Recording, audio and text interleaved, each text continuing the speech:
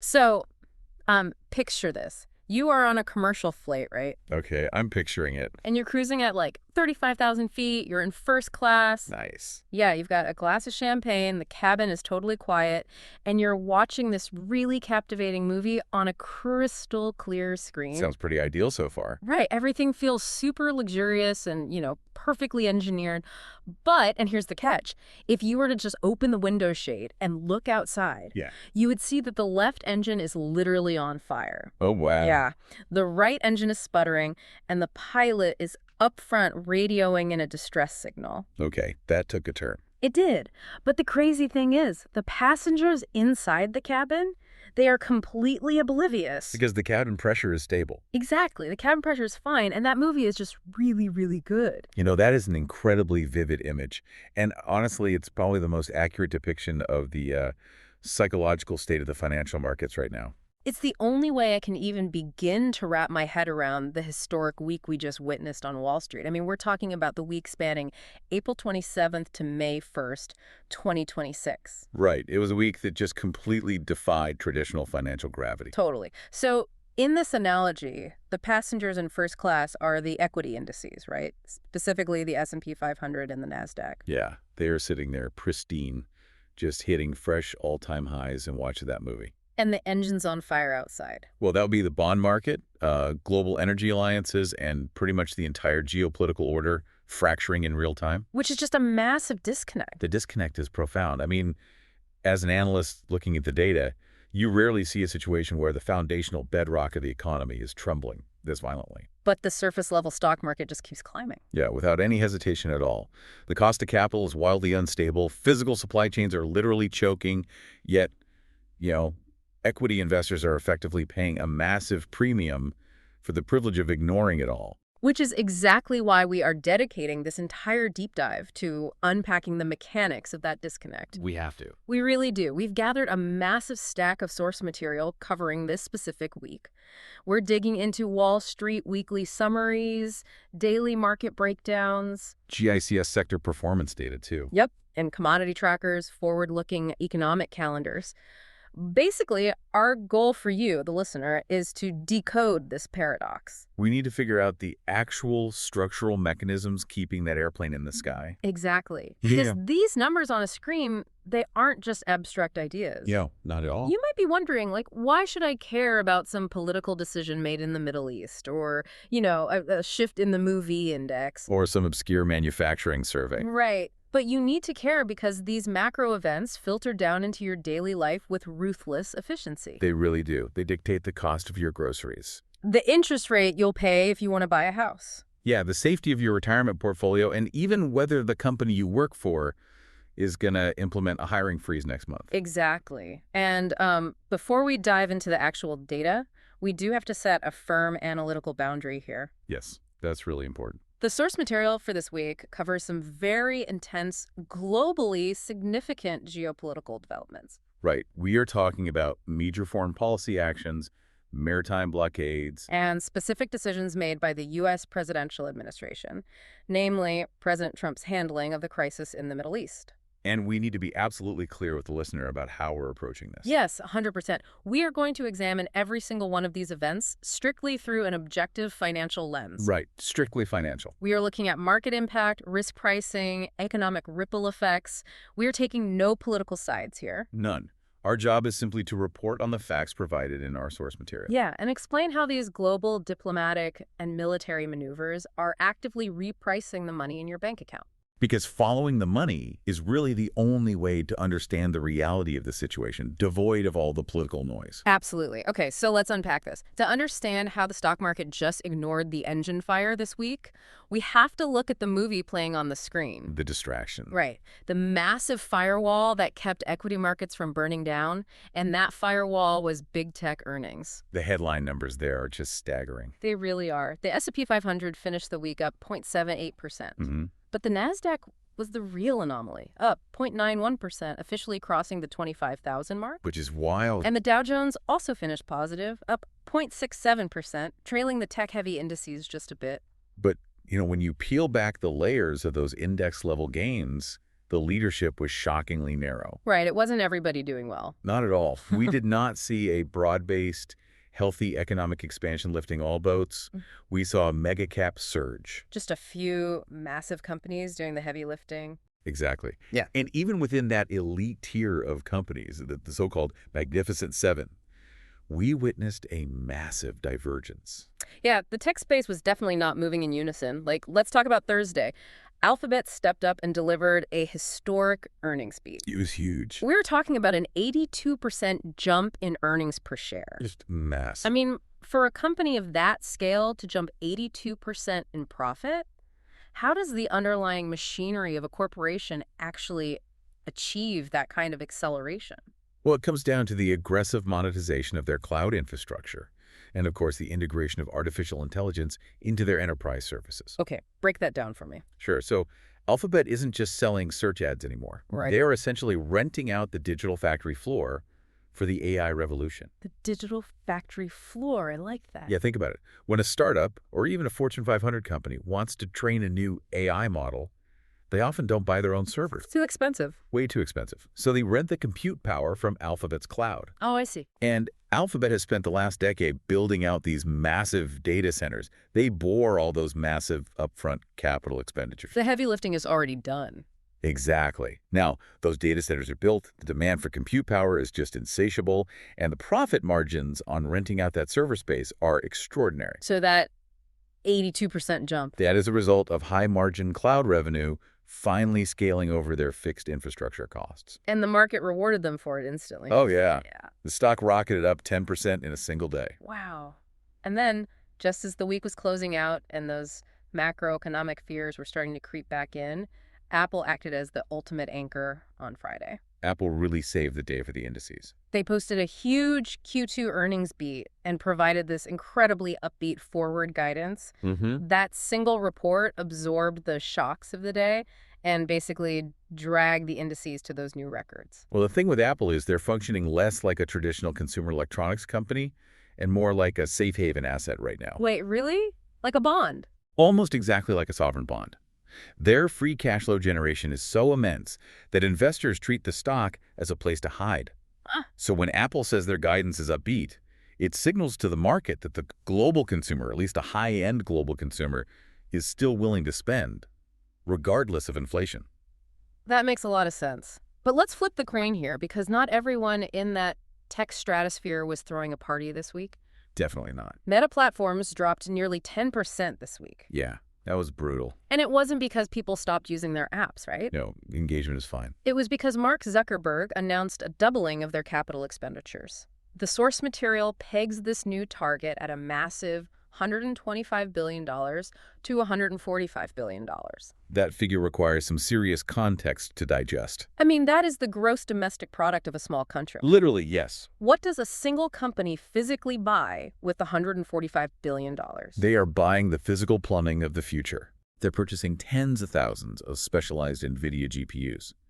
And these things cost upwards of $30,000 to $40,000 a piece. A piece. Wow. Yeah, and they are buying the massive tracts of land required to build the data centers to house those chips. Right. Plus the advanced liquid cooling systems required to keep those chips from literally melting. Because they run so hot. Exactly. And, perhaps most importantly, they are securing the sheer electrical power contracts required to run them all. The AI arms race is fundamentally an energy and infrastructure race.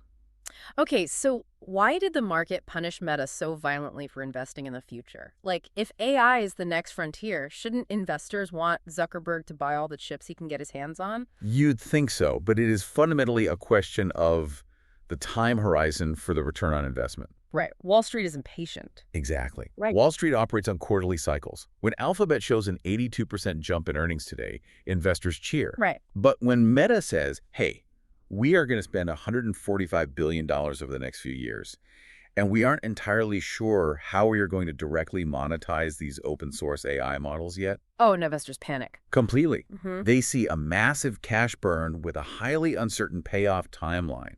They're asking, is this going to make the advertising algorithm marginally better, or is this just a vanity project? That makes sense. But even with Meta's plunge, the collective performance of Alphabet and Apple generated so much gravity that it basically pulled the rest of the market up with it. Yeah, they built an impenetrable earnings firewall. But, that firewall is creating a terrifying valuation problem for the broader market. That really is. The source text highlights that the Shiller PE ratio climbed to 41.06 this week. That's a huge number. Can you break down the mechanics of the Shiller PE for us and why crossing that 41 threshold is setting off alarm bells? Sure. So the standard price to earnings, or PE ratio, just takes a company's current stock price and divides it by the earnings from the past 12 months. Right, pretty straightforward.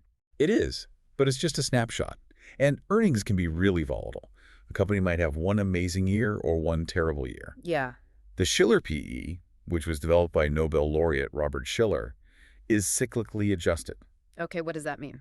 It takes the earnings of the S&P 500 companies over the past 10 years, adjusts them for inflation, and averages them out. Oh, so it smooths out the business cycle. Exactly. It prevents a temporary spike in profits from making the market look artificially cheap. Precisely. It gives you a much truer picture of what you are paying for long-term earning power.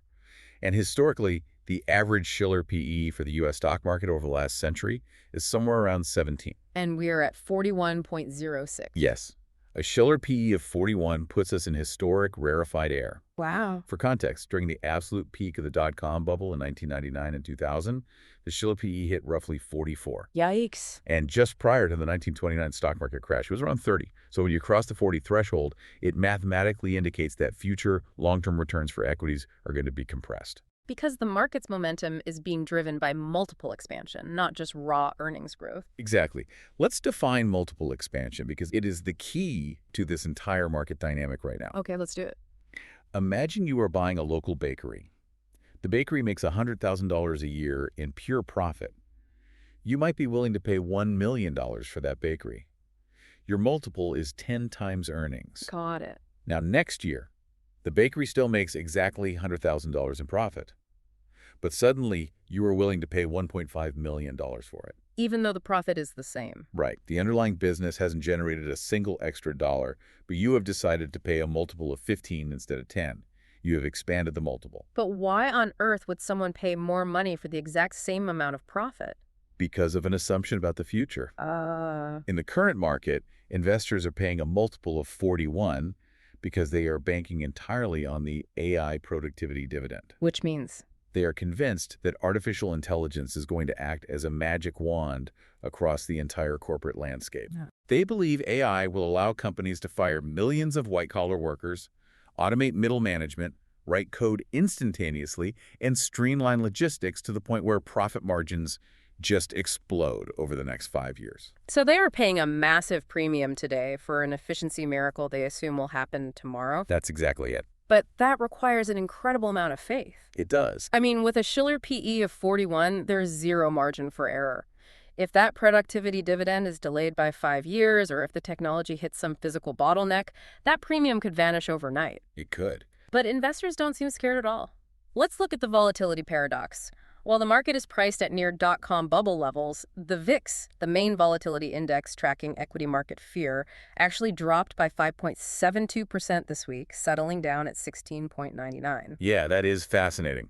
The VIX measures the implied volatility of the S&P 500 options market over the next 30 days. Right. When investors are terrified of a crash, they buy put options as insurance.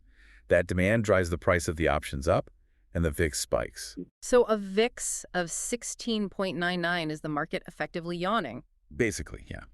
It implies an expectation of a totally placid, low-drama environment. I just cannot reconcile that number with reality. We have a literal war disrupting the Middle East, the global supply chain is choking, inflation is rising, and the Federal Reserve is undergoing a major transition. How are stock investors scrolling past these headlines and feeling totally secure?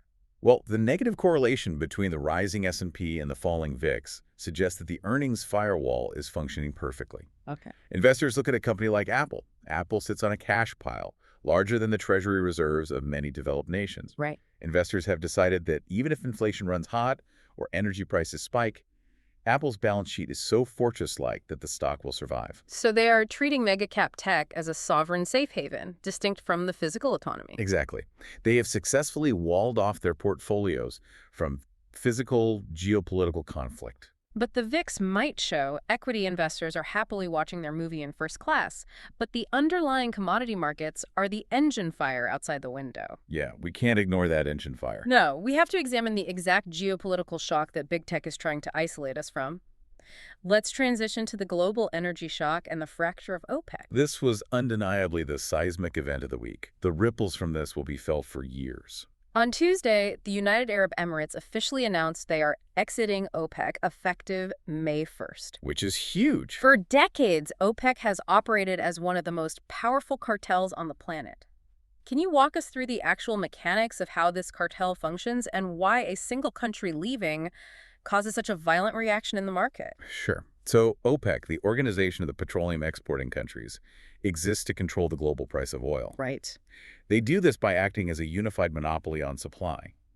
The member countries sit around a table and agree on strict production quotas. So they decide who pumps what. Exactly. If the price of oil is dropping too low, they all agree to turn down the taps, reducing the global supply, which forces the price back up. And if it's too high? If the price is too high and threatening to cause a global recession, they open the taps. And Saudi Arabia is historically the one steering that ship, right? Yeah, Saudi Arabia is the de facto leader because they have the most spare capacity. They can turn the taps on and off faster and in larger volumes than anyone else. Okay. But the United Arab Emirates has spent the last decade quietly investing tens of billions of dollars into their own oil infrastructure. Wow. Yeah, they have massively increased their capacity to pump oil. But under the OPEC rules, they are trapped by their assigned quota. So they have this massive state-of-the-art facility, and OPEC is telling them they can only run it at half speed. Right. So the UAE is essentially leaving money on the table every single day they stay in the cartel. Exactly. The UAE's exit signals a move toward total production autonomy. They are breaking from the Saudi-led policy because they want to monetize their reserves now at maximum volume. Why the rush, though? To fund their own sovereign transition away from fossil fuels over the next few decades. They need that capital now. That makes sense. But if they are free from quotas, the immediate fear priced into the market is the risk of a price war, right? Very much so. The UAE could decide to flood the market with crude to maximize their own market share. How does Saudi Arabia typically respond to a rogue producer? Historically. When a producer breaks rank, Saudi Arabia will flood the market themselves. Oh, wow. Yeah, driving the price of oil into the floor just to punish the rogue state and force them back to the negotiating table.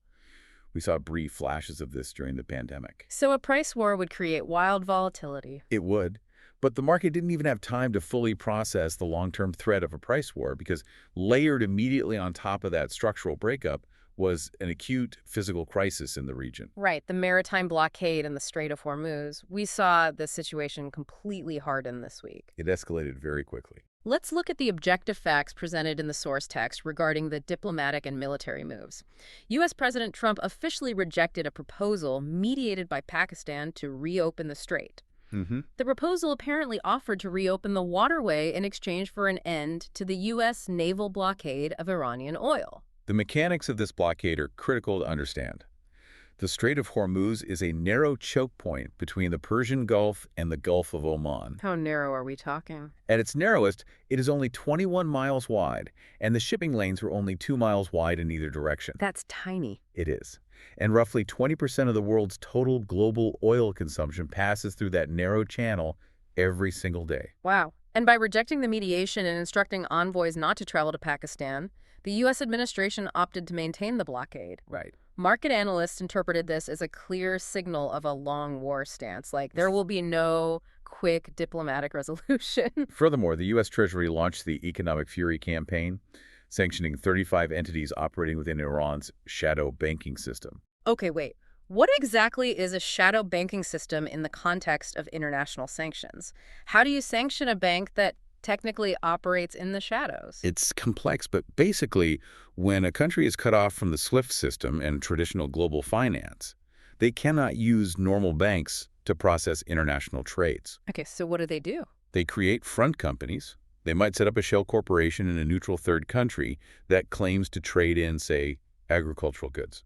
But really, they're moving money for oil. Exactly. They are actually moving currency to pay for illicit oil transfers. I see. The Treasury's Economic Fury campaign involves tracking the digital forensics of those transfers, identifying the shell companies, and freezing any assets they hold in institutions that do business with the United States. So it is financial strangulation. Pure financial strangulation. So you have the diplomatic window slamming shut, massive financial sanctions clamping down, and a physical blockade of the most important energy choke point on Earth. Market reaction was violent. Let's dive into the price action. WTI crude, the West Texas intermediate benchmark that tracks domestic U.S. oil, surged 5.78% for the week, crossing $106 a barrel. Yeah. But IC Brent crude, the international benchmark, went on a much more terrifying ride. Brent crude is the benchmark used to price roughly 2/3 of the world's internationally traded crude oil supplies. Right. Because it represents the global market, it is far more sensitive to disruptions in the Middle East than the domestic U.S. WTI blend. Brent hit a massive wartime peak of $126 on Thursday, following the diplomatic breakdown. We haven't seen levels like that since the peak of the energy panics in 2022. And while Brent did pull back slightly on Friday, dipping 2% to close around 108 town, we need to analyze why it pulled back. It wasn't a sign of relief, was it? Not at all. The pullback was attributed to minor profit-taking by traders ahead of the May Day holiday. But much more troublingly, it was driven by early signs of European and Asian demand destruction. Demand destruction. That is a concept that sounds incredibly clinical, but in reality, it is the mechanism of a recession. Yes, it is. Walk me through the physical process of demand destruction when oil hits $126. It's not just that people decide to carpool to save a few bucks, right? No, it is entirely systemic. Let's look at the logistics sector. Okay. When crude oil hits $126, the price of refined products like diesel and jet fuel skyrockets. If you are a major international shipping conglomerate operating out of Asia, your fuel costs might double in a matter of weeks. Wow. You have to pass those costs on to your customers. Eventually, the cost to ship a container of electronics from Taiwan to Rotterdam becomes so high that the retailer in Europe says, I cannot sell these electronics at a price that covers this shipping cost. The marginal cost of the product exceeds the consumer's willingness to pay. Exactly. So the retailer cancels the order. Wow. The shipping company suddenly has fewer containers to move, so they cancel the voyage of the cargo ship. The ship stays in port, which means it isn't burning diesel. And the demand for diesel is destroyed. Right. The same thing happens with airlines canceling unprofitable routes or manufacturing plants in Europe shutting down production lines because the electricity costs derived from fossil fuels are too high. So when oil drops from 126 tortidites to 108 town because of demand destruction, it is the market acknowledging that global manufacturing is buckling under the weight of the energy shock. and the institutional forecasts reflect that grim reality. The World Bank issued a dire warning this week. They did. They are calling this the largest oil supply shock on record, citing a 10 million barrel per day reduction in global supply. They're predicting a 24% surge in energy prices and a 16% rise in broad commodities for 2026. This is where we see the secondary shocks rippling outward. You cannot isolate a crude oil shock. That affects everything. It infects the entire periodic table of commodities. Let's track that infection. Henry Hub natural gas soared 9.02% this week, closing at $2.78. Yeah.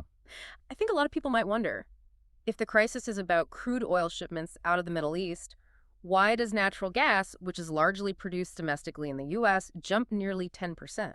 It is driven by the industrial substitution effect. Substitution effect? Yeah. Many massive industrial facilities and power generation plants have dual fuel capabilities. They can run their boilers on either refined fuel oil or natural gas. Okay. When global oil prices spiraled midweek, the U.S. power and industrial sectors hit a panic threshold. They realized that running on fuel oil was destroying their margins. So they flipped the switch. They executed a massive, coordinated shift toward natural gas to keep their operations running. They all rushed to the other side of the boat at the exact same time. Precisely.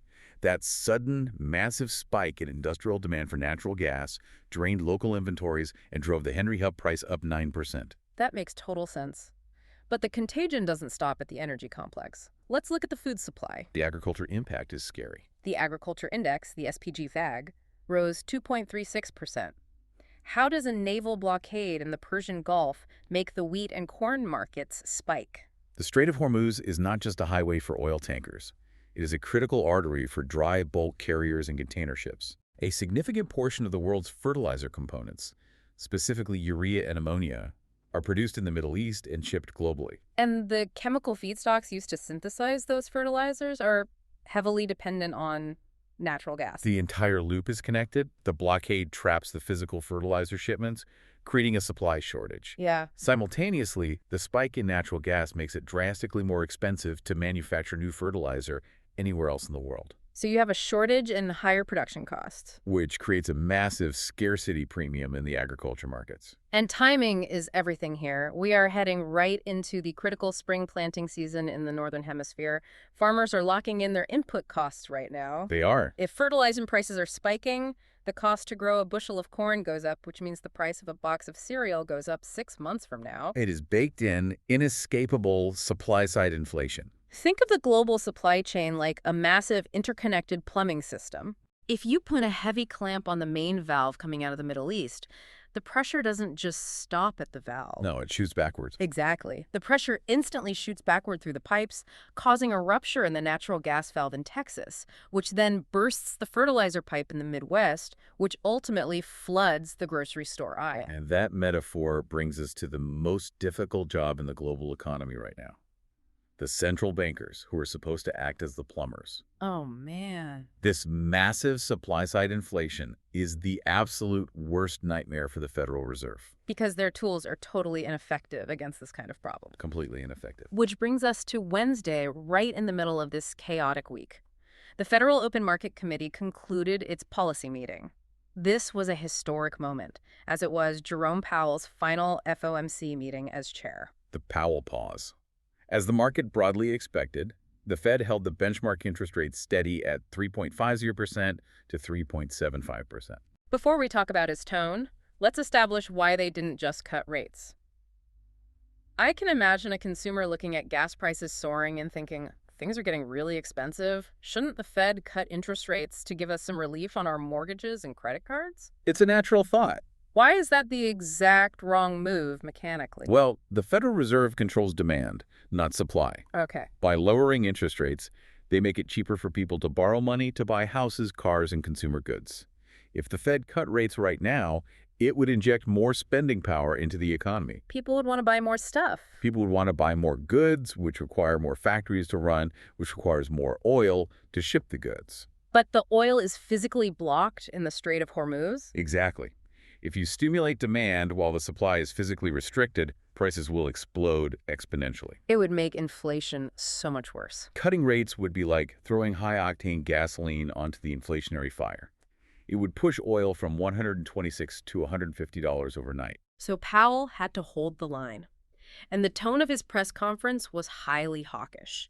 He warned that while the consumer looks resilient on paper, these war-driven energy spikes present persistent, deeply entrenched inflation risks. He effectively killed any lingering Wall Street hopes for a summer rate cut. He cemented the higher-for-longer regime. But there was a major structural surprise regarding Powell's future that the market had to digest. There was. Yes, he announced that after stepping down as chair on May 15th, he will remain on the Board of Governors through 2028. This is a highly strategic defensive maneuver. In the history of the Federal Reserve, it is extremely rare for a departing chair to stay on as a regular governor under the new leadership. Usually they hand over the gavel and hit the speaking circuit. Why stay? Analysts view this as Powell attempting to fiercely protect the institution's independence during a very sensitive geopolitical and domestic transition. Right, because the incoming chair nominee is Kevin Warsh. Yes. Powell wants to ensure institutional continuity and provide a counterweight in the room as Warsh takes the helm. And the market is already actively pricing in this new leadership dynamic. We are seeing the emergence of what the source material calls the Warsh premium. The Warsh premium. Yeah. What does that mean for the actual mechanics of the bond market? Kevin Warsh has been providing recent testimonies that lean heavily hawkish. He is perceived as an inflation hawk who might be willing to tolerate significant economic pain, meaning higher unemployment or a recession, if it means crushing inflation. You won't back down. No. And the bond market, seeing Warsh incoming and Powell staying to reinforce the hawkish stance, violently repriced the cost of capital over the week. Let's look at the specific Treasury yields. The 2-year yield, which is hypersensitive to immediate Fed policy expectations, jumped 2.29% to hit 3.88%. That's a big move. Let's break down why the 2-year moves so aggressively based on who is sitting in the Fed chair's seat. The 2-year Treasury is essentially a proxy for where the market thinks the federal funds rate will average over the next 24 months. Okay. If the market thought the Fed was going to panic and cut rates this summer, the two-year yield would drop. By jumping to 3.88%, bond traders are placing a massive bet that the Fed is going to keep rates elevated for years to fight the energy shock. And further down the curve, the 10-year yield pushed past 4.4% midweek. Now, earlier, we talked about the airplane passengers, the equity investors watching their movie, completely numb to the danger, reflected by the dropping VIX index. Yes, oblivious. But if we look at the pilots flying the plane, the bond investors, they are in a complete state of panic. We need to look at the MOVI index. This divergence is the key to understanding the entire week. For our listeners, the MOVI index is essentially the VIX for the bond market. Yeah. It stands for the Merrill Lynch Option Volatility Estimate. It tracks the implied volatility of U.S. Treasury options. While the stock market VIX dropped nearly 6%, the MOVE index rose 2.91% to 70.41. What does it mean when bond volatility spikes while equity volatility drops? It means the fundamental foundation of the financial system is cracking, even if stock prices haven't realized it yet. Wow. Bond investors are the true pragmatists of the financial world. They don't care about the hype of an AI revolution. They care about math, inflation, and the term premium. Let's define the term premium, because that is the exact mechanism causing the panic. When you buy a 10-year Treasury bond, you are locking up your money for a decade. The term premium is the extra compensation, the extra yield that you demand from the government to take on the risk that inflation might wipe out the value of your returns over those 10 years. So if I am a major pension fund manager buying a 10-year bond, and I look at the news and see oil hitting $126, the Middle East lockdown, and a hawkish new Fed chair coming in, I have absolutely no idea what inflation is going to be in 2030. Exactly. The uncertainty is off the charts. Yeah. Because you cannot predict inflation, you demand a massively higher yield today just to accept the risk. You force the 10-year yield up to 4.40%. Yes. The rising MOVI index shows that bond investors are terrified of the unpredictable cost of capital. And this brings us full circle to the paradox. The stock market's record highs have historically been built on a foundation of cheap, predictable debt. Right. Cheap money. Companies borrow cheaply to expand, buy back stock, and grow earnings. The bond market is screaming that the era of cheap, predictable debt is over. A structural shift is underway. The cost of capital is fundamentally unstable now. And with that cost of capital rising sharply and energy input prices exploding, we have to ask how the actual physical U.S. economy is functioning beneath the shiny surface of the S&P 500. We really do. We are entering an era of the split-screen economy. The macroeconomic data we received this week paints a picture of two entirely distinct economies operating in the same country. Let's start with the headline that looked fantastic. On Thursday, the Q1 GDP advance estimate was released, showing a healthy 2.0% annual growth rate. On the surface, a 2.0% growth rate in a high-interest rate environment is a massive victory. Yeah. It represents a sharp rebound from the prior quarter's sluggish 0.5% growth. Though we should add the context that the 0.5% in the prior quarter was artificially depressed by a 43-day government shutdown at the end of 2025. Right, that's true. Still, 2.0% is strong. But when you dig into the mechanics of how GDP is calculated, the story changes. GDP is a broad formula: consumer spending plus business investment plus government spending plus net exports. What specific component drove this 2.0% growth? It was incredibly concentrated. The driver was a 10.4% surge in non-residential investment. You know, non-residential investment sounds like building shopping malls or factories, but that's not what this is it? No, not at all. According to the detailed data, this surge was driven almost entirely by the AI infrastructure boom we discussed earlier. Oh, wow. It is companies like Meta, Microsoft, and Amazon pouring billions into building hyperscale data centers, buying server racks, and upgrading energy grids. So the GDP growth is essentially a reflection of big tech's massive capital expenditure budgets. It is the virtual economy operating at maximum velocity, artificially pulling the broad GDP number up. But what happens when we step away from the data centers and walk onto an actual factory floor? That's a different story. On Friday, we got the ISM Manufacturing PMI for April. Let's explain what the PMI actually is and how it is gathered. The PMI stands for the Purchasing Managers Index. It is not an abstract financial model. It is a direct survey. Okay. The Institute for Supply Management surveys hundreds of purchasing managers at manufacturing firms across the country. These are the people whose literal job is to buy raw materials, hire factory workers, and manage inventory. Of people on the ground. Exactly. The survey asks them simple questions. Are you paying more or less for materials this month? Are you hiring or firing? Are your new orders growing or shrinking? A reading above 50 indicates expansion in the manufacturing sector, and below 50 indicates contraction. The headline number for April arrived at 52.7%. Hmm. That marks the fourth consecutive month of expansion. It sounds like the physical economy is doing just fine. That is why the source material highlights an ominous divergence hidden inside the sub-indices of this report. The overall number is positive, but the internal metrics are screaming stagflation.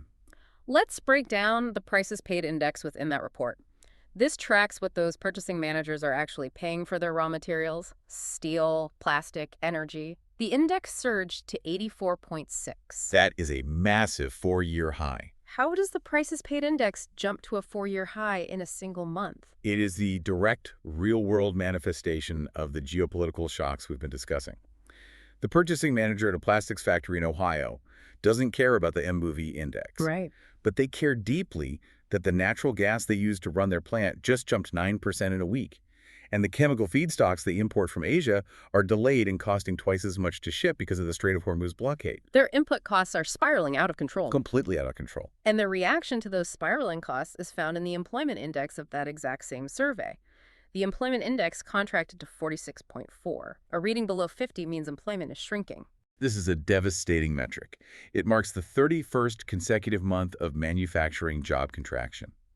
We are approaching 3 solid years of the U.S. factory sector shedding jobs. And the drop to 46.4 means the rate of job losses actually accelerated from March to April. The report specifically notes that over 20% of respondents reported lower employment, while only 17.5% reported higher employment. Yeah. I have to ask a mechanical question. How can a factory be technically expanding its output with a headline PMI of 52.7% while continuously shrinking its workforce for nearly 3 years? It comes down to margin protection Mm-hmm. and the psychology of a factory manager facing high costs. Mm-hmm. Because their variable costs, like energy and shipping, are wildly unpredictable and at 4-year highs, they are terrified of taking on fixed costs. And employees are fixed costs. A full-time employee with a salary and benefits is a massive fixed cost, so they implement strict hiring freezes. When someone retires or quits, they do not replace them. They manage the workforce reduction through attrition. They squeeze the existing workers. Exactly. They demand mandatory overtime from the remaining staff, or they lean heavily into automation to maintain that output level without adding headcount. Wow. This is textbook stagflation at the micro level. Prices are rising rapidly, but labor and economic vitality are stagnating. This split between the virtual economy booming in the data centers and the physical economy stagflating on the factory floor is completely reshaping how capital moves through the stock market. It really is. Let's look at the massive sector rotation we saw this week. The GICS sector breakdown, the Global Industry Classification Standard, is the perfect map of this split-screen reality. The undisputed winner of the week was the energy sector, the XLE ETF, up 3.66%. Yeah. That is the easiest thing to explain all day. The war premium is in full effect. With the OPEC fracture and oil hitting 126%, energy companies are printing money. It's a given. But let's look at the secondary winner, which tells a much more nuanced story about consumer fear. Consumer staples, the XLP ETF, was up 2.22%. Consumer staples are the companies that make toothpaste, toilet paper, basic groceries, and beverages. Why are institutional investors flocking to toothpaste stocks during a global energy crisis? It is a defensive rotation based on the mechanics of pricing power and the elasticity of demand. Okay, explain that. If you are a household goods giant, your products are highly inelastic. No matter how bad inflation gets, people are not going to stop buying toilet paper or basic food staples. Right, you have to buy those. When the global logistics costs skyrocket because of the maritime blockades, a consumer staples company possesses the immense pricing power required to simply pass those extra shipping costs directly onto the consumer at the grocery store. Investors buy these stocks because their profit margins are protected by necessity. They are a human shield against inflation. Basically, yeah. Meanwhile, the biggest loser of the week perfectly illustrates the opposite end of that spectrum.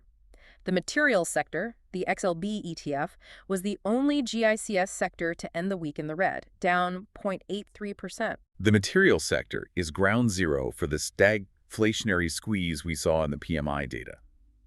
These are the companies that process raw chemicals, mine industrial metals, and produce packaging. Why can't the materials companies just pass their costs on the way the consumer staples companies do? because their demand is highly elastic and deeply tied to industrial growth. They are paying exorbitant prices for energy inputs to run their massive processing plants. Right. But because industrial hiring is cooling and factory managers are freezing budgets, the demand for their output is weak.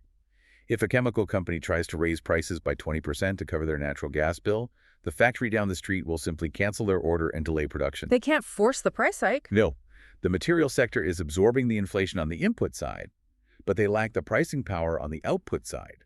Their margins are getting crushed. It's fascinating how perfectly the macroeconomic data maps onto the sector performance. But the most counterintuitive rotation of the week wasn't found in the sectors, it was in the market capitalization indexes. Let's look at the Russell indexes. This was the most brilliant structural rotation of the week by institutional investors. We know the Russell 1000, which tracks large caps, and the Russell Midcap Index eked out small gains, up 0.68% and 0.41% respectively. Right. The mid-caps were described as the calm center, stabilized by some decent regional banking earnings. But the Russell 2000, the index that tracks small-cap companies, surged to 0.88%, significantly outperforming the massive multinationals. Which, if you only look at the bond market data, makes absolutely no sense. Right. Let's explain the traditional mechanics of small-cap finance. Small companies are historically highly sensitive to interest rates. Very sensitive. They don't have the cash reserves of an Apple or an Alphabet. They carry higher levels of floating rate debt, meaning their interest payments adjust dynamically with the market. They rely heavily on continuous borrowing from regional banks to fund their growth. So with the two-year Treasury yield jumping to nearly 3.9% this week, and Chairman Powell confirming a higher-for-longer rate regime, the financial textbook says small caps should get absolutely crushed.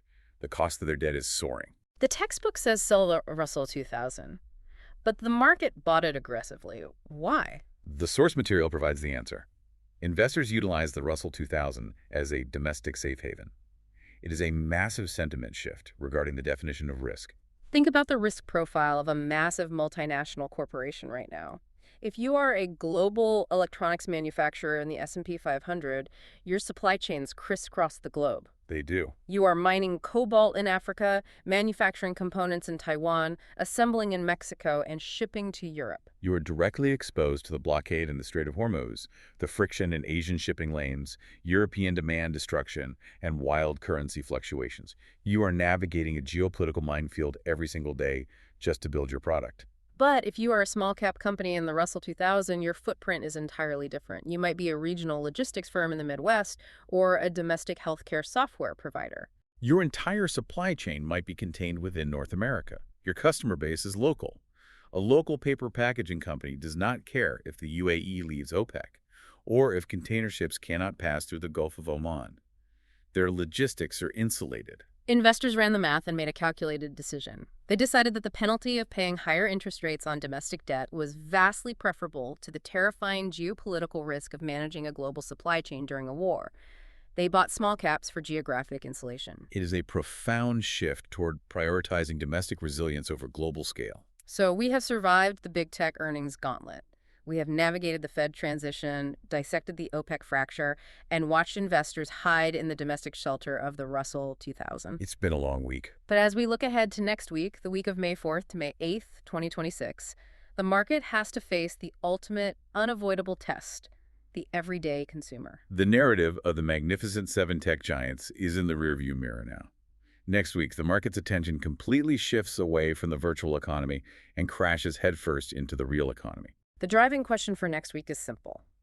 How is double-digit energy inflation actually altering the daily behavior of the American public? That's the big question. Let's walk through the key earnings schedule because it perfectly targets the stress points of the consumer. On Tuesday, May 5th, we get earnings from Disney. Disney is the ultimate macroeconomic bellwether for discretionary spending. Wall Street will be dissecting their theme park attendance and streaming subscription numbers. Because if gasoline is hitting record highs and the grocery bill is up 15%, a family vacation to a theme park is the absolute first thing to get cut from the household budget. Exactly. We will see exactly how much pain the middle class is absorbing. Then on Wednesday, we get a direct look at the mobility sector with Uber and Lyft. This is going to be fascinating from a structural standpoint. It will be the true real-time test of the $120 oil impact. The entire gig economy relies on the assumption of relatively cheap, predictable fuel. How are these record-high gasoline prices impacting the margins of the drivers? And mechanically, who absorbs that cost? Does Uber raise the price of a ride by 20%, risking demand destruction where people just stop using the app? Or do they squeeze the driver's take-home pay to keep the price flat? We'll find out Wednesday. Thursday brings earnings from Airbnb and Warner Bros. Discovery. This will test the post-pandemic travel resilience narrative. Over the last few years, we have seen consumers stubbornly prioritize experiences, travel, and entertainment, even while cutting back on physical goods. Thursday will reveal if the sheer shock of this energy spike has finally broken that psychological trend. And closing out the week on Friday, we hear from Enbridge and Canadian Natural Resources. These are massive North American energy infrastructure players. With the OPEC fracture and the Middle East blockade completely upending global energy security, investors will be listening to these conference calls to gauge how rapidly North America is pivoting to total domestic supply reliance. They want to hear about pipeline expansions and domestic drilling capital. But the corporate earnings are only half the battle next week. The economic data calendar is an absolute gauntlet, culminating in Jobs Day. Oh yeah, the data. This data is going to test the incoming Fed chair's higher for longer thesis in real time. On Monday and Tuesday, we get global manufacturing PMIs and the U.S. ISM Services PMI. That services PMI on Tuesday is the critical one. We already know from the data we reviewed today that the manufacturing sector is contracting its employment base. But manufacturing is a relatively small piece of the modern pie. The services sector, healthcare, finance, hospitality, logistics, makes up roughly 2/3 of the U.S. economy. And services inflation operates differently than goods inflation, right? A haircut or an insurance premium doesn't rely directly on a cargo ship moving through the Strait of Hormuz. Exactly. Services inflation is driven primarily by wages and real estate costs. It is incredibly sticky. If the services PMI shows that prices are still rising aggressively in that sector, it means inflation has embedded itself deeply into the domestic economy. The stagflation alarm bells will ring significantly louder. Moving to Wednesday, we get the ADP employment report and the EIA weekly petroleum status. The market will be watching the EIA data with extreme anxiety. They want to see exactly how quickly U.S. domestic oil stockpiles are draining to offset the global supply shock caused by the UAE's exit from OPEC. Thursday brings the weekly jobless claims. Will we start to see those factory hiring freezes turn into active, broad-based layoffs? And then Friday. U.S. non-farm payrolls, the grand finale of the macroeconomic calendar. This is the report that tells us exactly how many jobs were added or lost in the entire economy. What are analysts mechanically looking for in this report? What is the ideal scenario for the stock market? They are praying for a very specific, incredibly delicate statistical outcome, a Goldilocks cooling. They want the number of new jobs to be slightly lower than expected, and they want to see wage growth slowing down. Why would the stock market want people to stop getting raises? Because if wage growth slows down, it takes the pressure off the Federal Reserve. It signals that inflation might naturally cool off without the Fed having to hike rates further into restrictive territory. But, and this is the tightrope, the job number cannot be too low. If the economy suddenly loses hundreds of thousands of jobs, it triggers immediate panic about a deep structural recession. They need it just cool enough to lower inflation, but warm enough to prevent an economic stall. It is an incredibly thin needle to thread. Which brings us to the ultimate synthesis of everything we've unpacked today. If there is one profound, lasting lesson from the historic week of April 27th to May 1st, 2026, it is that the fundamental definition of safety in the financial system has been completely rewritten. We have witnessed a total paradigm shift in risk assessment. For the last 40 years, when geopolitical risks spiked, when wars broke out, or when inflation flared, the reflex was always the same. Investors sought safety in government bonds. The U.S. Treasury was the ultimate, unquestionable safe haven. But not anymore. In a world characterized by supply-side inflation, structurally higher interest rates, and a fractured geopolitical order, safety isn't a government bond yielding 4.4%, while unpredictable inflation silently eats away at its real purchasing power. SAFE is now perceived to be a mega-cap technology stock. Because companies like Apple and Alphabet are essentially acting as self-funding sovereign entities. They generate such immense streams of free cash flow that they're completely immune to the rising cost of debt. They don't need to borrow from the bond market to survive. They represent an isolated fortress of liquidity. It is astonishing. The market is leaning almost entirely on the hypothetical promise of the AI productivity dividend to justify a Shiller PE of 41. They are betting the house on the virtual economy. while the real-world manufacturing sector bleeds jobs for 31 straight months and global energy alliances collapse overnight. It is the ultimate tension between the promise of a frictionless technological future and the friction-filled pain of the physical present. And that leaves you with a final provocative thought to mull over as you navigate your own portfolio and financial decisions this coming week. We started by picturing an airplane flying at 35,000 feet, with the passengers enjoying a state-of-the-art movie while the engines burned outside. The movie is the glow of artificial intelligence and the promise of endless tech growth. But the engines require physical fuel to keep the plane in the sky. You have to ask yourself, is the technological promise of AI truly strong enough to outrun the physical logistical reality of a $120 barrel of oil? The virtual world, no matter how advanced, cannot exist without the physical infrastructure, the copper, the cooling water, and the energy grids required to power it. Exactly. Keep your eyes closely on those Uber and Disney earnings next week. When the everyday consumer finally hits their breaking point at the gas pump, we will see just how strong that tech earnings firewall really is. We'll catch you on the next deep dive.